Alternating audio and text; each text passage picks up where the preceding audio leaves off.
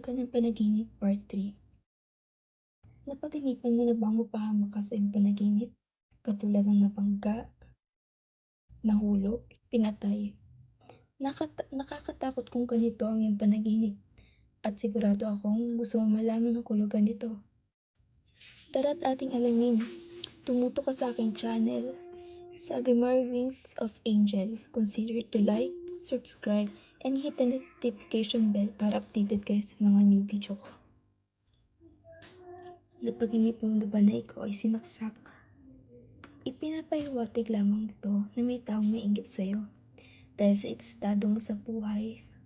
Ang payo ko lamang ay huwag kang magtitiwala lalo na kung tungkol ito sa nakaraan at sikreto mo dahil pwede niya itong gamitin para sirain ka. Pero kung napapaginipan mo naman na may sinaksak kang tao, ikaw ay nakakasakit o kaya nakakaapak ng iba, ay di mo man lang nararamdaman, ikaw pala'y nakakasakit. Nako, mag-ingat ka sa mga salitang lumalabas sa iyong bibig. Maaari itong makasakit sa iba. Naranasan mo na bang mapaginipan na ikaw ay nahulog mula sa mataas na lugar? Ito ay nagpapahiwatig na ikaw ay maaaring mapigo sa iyong gagawin. O pwede rin ikaw yung naglalad ng iyong mga lihim na maaari niyang ikalat. Kaya't mag-ingat sa pagtitiwala. Pero kung iyong napaginipan ay nahulog ka sa hukay, ingatan mo ang iyong kalusugan at kalusugan ng iyong pamilya na pwedeng tapuan ng malalang sakit. Kaya ingatan mong sarili dahil pwede itong mauwi sa kamatayan. Pero kung napaginipan mo naman na ikaw ay nabagsakan ng kahit anong bagay at ikaw ay nasaktan, maaaring nagpapahiwatig ito na mawalan ka ng kontrol sa iyong buhay. Kung napaginipan mong ikaw ay namatay, huwag mo itong katakutan dahil ito ay nangangahulog ka ng bagong simula o bagong kabanata ng iyong buhay.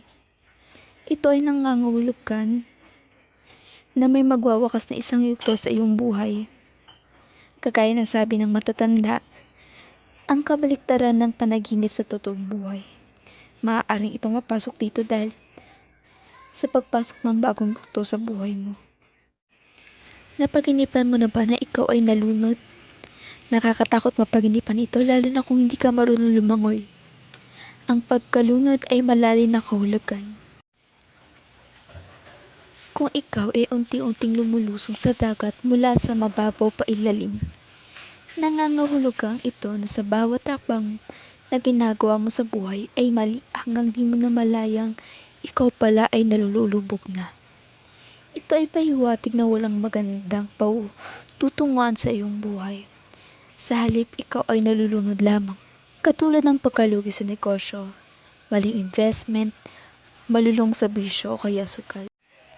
Huwag kakalimutan mag-like, mag-subscribe at i-hit ang notification bell para lagi kayong updated sa mga latest posts ko. Natiyak may malalaman kayong sikreto ng mga panaginip.